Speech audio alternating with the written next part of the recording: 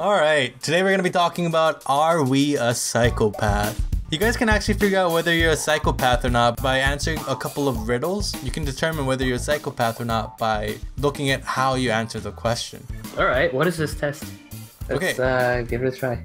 So there's a list of questions that you would have to answer in order to figure out whether you're a psychopath or not. And just to let you guys know, this is not anything scientific. This is just kind of for funsies' sake. So if you do get them right, don't worry about it, right? We'll see. Now this first one, it's kind of messed up, but it's an easy question. Now, there was a little kid, and he got presents from Santa Claus. He got a soccer ball and he got a bicycle, but the kid was not happy. Why? He could have had more stuff? Is this multiple choice? No, it's not multiple choice. Oh, so we just say whatever comes to our mind? Yeah, you guys just gotta figure it out. Oh, wow. Well, yeah, no, the kid wanted more stuff or something else. Kid's greedy. Kids are greedy. What about you, Hosa? The kid knows that Santa Claus isn't real and that Santa Claus is his dad. Okay, well, sorry, both of you guys are wrong. Dang it. Any normal person would say either the kid didn't like the present or the kid wanted more presents, but a psychopath will say the kid didn't have any legs. What? Interesting. What? Wow. This is so dark. So out of left field, Daniel. Alright, next question. One night, a man goes out because he's thirsty to drink some water. After he finishes drinking water, he looks to the right and he sees a robber. Now this man runs away and goes and hides in the closet. Now if you were the robber that saw this and you had a knife in your hand, what would you do?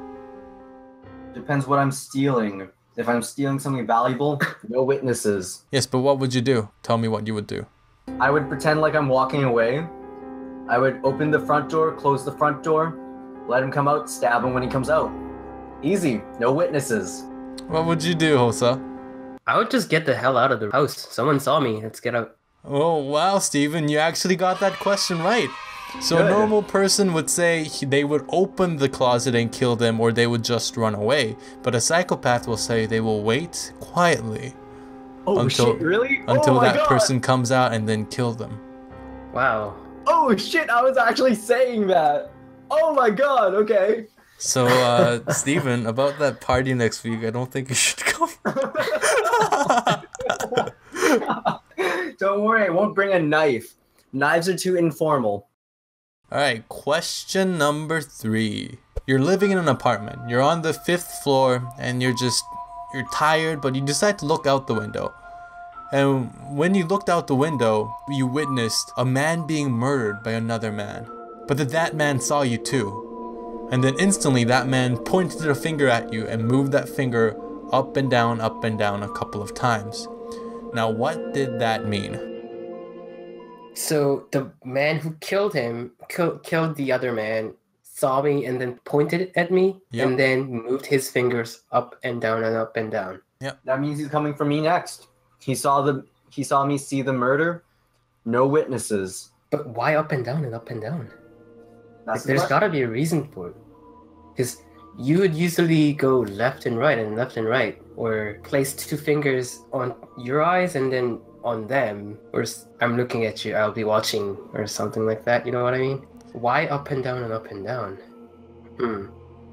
Well, you guys are out of time. The answer is the psychopath is actually counting the floors. So which floor are you Holy living shit. That's creepy. in? Yeah, Wait. Oh, that's what you mean? a normal person will say, oh, he's pointing at you like, oh, it's a threat. But a psychopath will answer, oh, the guy's counting the stairs. Oh. That makes sense, though. Like, I was confused as to what the question was asking, but it's okay. Next question. You're a girl and you're at your aunt's funeral. And you're mourning, and then you see right next to you a really handsome man that you fall in love instantly. The man's wearing all black and he has black hair. The next night, you kill your sister. Now, why did you kill her? So you can see him again at her funeral. Steven got it right! Yep, Steven, I think you might be a psychopath. So a my normal person God. says, because that girl might be dating that handsome man, or that handsome man might like the girl. But the psychopath will say, I will kill the girl so that there will be another funeral to see that man. Yeah. Wow, okay. That's kind of, you're That's messed up. really weird. Steven, are you okay? Steven. I'm do you need some great. counseling? I'm great, Hosa. Where do you live? I'm great. You can come over here. I'm all the way in Montreal. Oh man, Steven. Alright, next question. Now this one is a multiple choice. Okay. And I need you guys to close your eyes and imagine this with me. Okay. You're in this forest and it's super dark, alright? And you're walking through the forest and you feel something's behind your back. And so you turn around as fast as you can. What do you see? 1, the opposite sex. 2, nothing. 3, a ghost. 4, a wild animal. 5, a dog. Nothing. I'm pretty sure the answer to psychopath is a girl, or like the opposite sex. Both of you guys are normal human beings. The answer is a dog. Why? I actually don't know the specific reason, but John Hawkins, professor of, I think, Harvard, did this psychological test where psychopaths has the highest chance of picking dogs. Well, I mean, like, I guess a member of the opposite sex is a human being, so regular people interact with human beings, so it's probably not that one. Nothing because you're not crazy. Ghost isn't a real thing, so it's not really tangible. And wild animal is unfamiliar, and it's not a human companion. So that's probably why it's going to be a dog. But why don't normal people choose it? Because normal people are scared of the opposite sex, wild animals, nothing, and ghosts. They're scared of the opposite sex? I don't know. No clue. We're speculating. Okay. Alright, last question, guys. Steven, if you get this right, I swear I don't think we can be friends. So this murderer decides to stab another man, and he stabbed him 5 times. And after stabbing him 5 times, he left the elevator. Since this elevator had windows everywhere, you can actually see inside the elevator. And this murderer just kept on watching the elevator. Why? So you said the elevator had windows, right? Mm-hmm.